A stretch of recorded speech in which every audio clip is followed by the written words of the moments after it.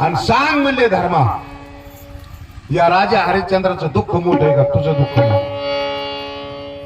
म्हणून या सगळ्या काही गोष्टी त्या ठिकाणी प्रारब्ध योगाने घडणाऱ्या आहेत. आणि म्हणून माझ्या शरीराचे तुकडे करून जर तुम्हाला आनंद मिळत असेल तर या राक्षसीनो तुम्ही खुशाल खा. पुढं काय सांगते, कराळ विकराळ वदनाकृती घर घर हाका माराला किती नाही वर्णे लंकापती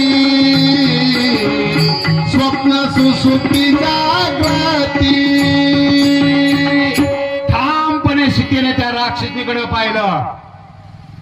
माझ्या देहाचे 1000 जरी तुकडे तुम्ही केले, न पवे धनुर्धरा त्रिशुद्धीमी. ठामपणे सांगते सीता, न वर्णे लंकापती.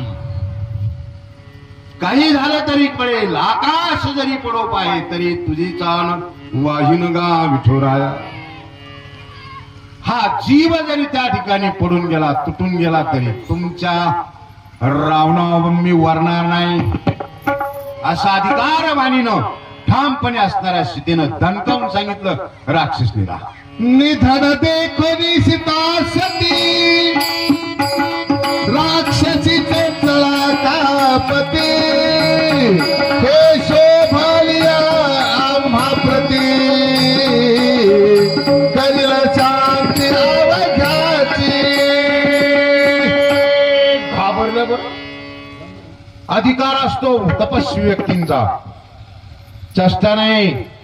सीतेनं दणकावून सांगितल्याबरोबर राक्षसनी घाबरल्या. आता काय होणार?